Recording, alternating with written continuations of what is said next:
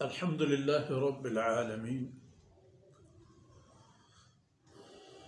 والصلاة والسلام على خاتم الأنبياء والمرسلين سيدنا محمد وعلى آله وصحبه أجمعين.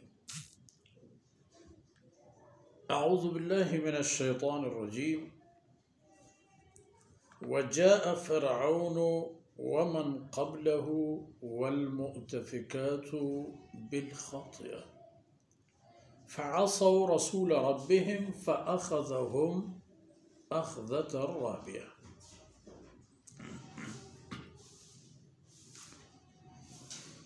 سبحانك لا علم لنا إلا ما علمتنا إنك أنت العليم الحكيم. رب اشرح لي صدري ويسر لي أمري واحلل عقدة من لساني يفقه قولي واجعل لي وزيرا من أهلي رب زدني علما وارزقني فهما ثم أما بعد. گرامی قدر بھائیوں، بہنوں اور پیارے بچوں، یہ ان اقوام کی سرگزشت اور ان کے برے انجام کی باتیں ہیں جنہوں نے انبیاء علیہم السلام کے مد مقابل آ کر اللہ کے احکامات کا انکار کیا اور نبیوں کی دشمنی مول لی، اور اسی طرح انبیاء علیہم السلام سے ٹکر لینے کی وجہ سے اللہ رب العزت نے ان پر کیا حالت زار نازل فرما دی کہ ان کے وجود صفحہ ہستی سے مٹ گئے. چند ایک قوموں کی بات تو ہو گئی، لیکن ایک بہت زبردست طاقت جو انسانی تاریخ میں اپنا خاص مقام اور شناخت رکھتا ہے، فرعونہ، فرعونوں کی حاکمیت. اور ان میں سے وہ فرعون جو سیدنا موسیٰ علیہ السلام کے زمانے میں اللہ رب العزت نے اس کو فرعونیت چھوڑ کر اللہ کی بندگی کی طرف بلانے کے لیے اپنے برگزیدہ اور پسندیدہ اور محبوب انسان سیدنا موسیٰ علیہ السلام کو اس کے بھائی سمیت اپنے رسول اور قاصد کی حیثیت سے مبعوث فرمایا. ان کو دلیل حجت سے آراستہ پیراستہ کر کے، ان کو ایمانی طاقت سے مسلح کر کے، ان دو آدمیوں کو اللہ نے اس انسان کے پاس بھیجا جو ربوبیت کا مدعی تھا، خدا سمجھتا تھا اپنے آپ. اس لیے فرمایا وَجَاءَ فِرْعَوْنُ وَمَنْ قَبْلَهُ وَالْمُؤْتَفِكَاتِ. اور اللہ کی نافرمانی کے میدان میں آ گیا فرعون، اور فرعون سے پہلے کی جو قومیں تھیں جیسے عاد و ثمود وغیرہ کی باتیں آ گئی. اسے ہر زمانے کی مصیبت رہی ہے یہ بات کہ اللہ کی بندگی اور شیطان کی بندگی کے بیچ ایک تصادمی کیفیت، ماحول، حالت موجود ہے. اب فرعون کا عالم بھی یہی تھا، فرعون سے پہلے بھی لوگ تھے اسی طرح، اور ان صفات سے، منفی صفات سے متصف اور مؤتفکات میں. اور مؤتفکات یہ سیدنا لوط علیہ السلام کی قوم، ان سب نے کیا کیا؟ بالخاطئہ، یہ اللہ کی نافرمانی اور اللہ سے عداوت لے کے میدان میں آئے.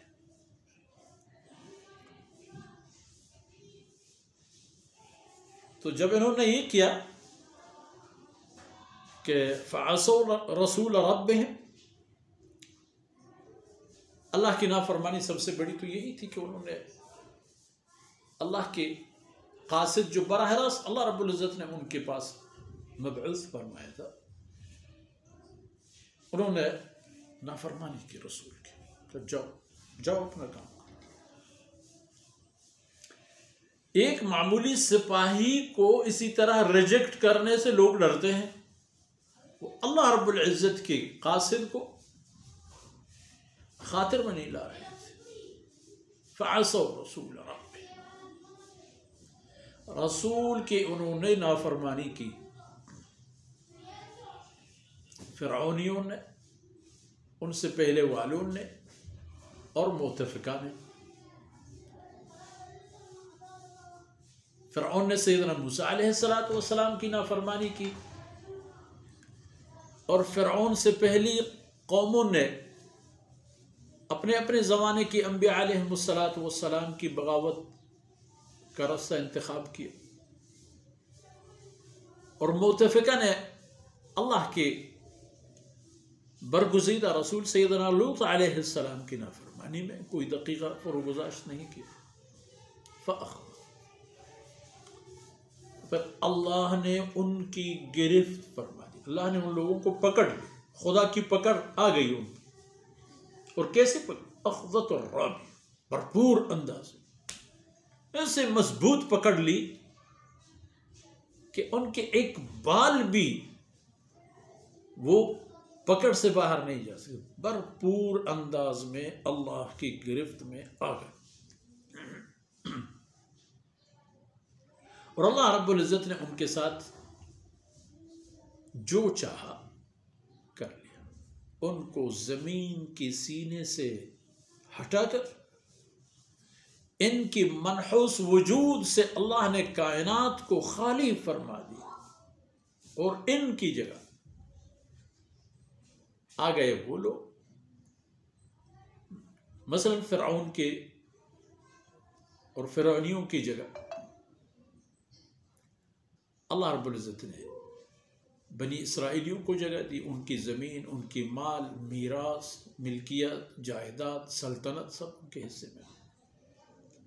وہی جو فرعون ان کی گردنوں کا مالک تھا، ان کے پیدا ہونے والے بچوں پر بھی فرعون کا اختیار چلتا تھا. ابھی بچہ پیدا نہیں ہوا ہے، کیا فیصلہ ہے؟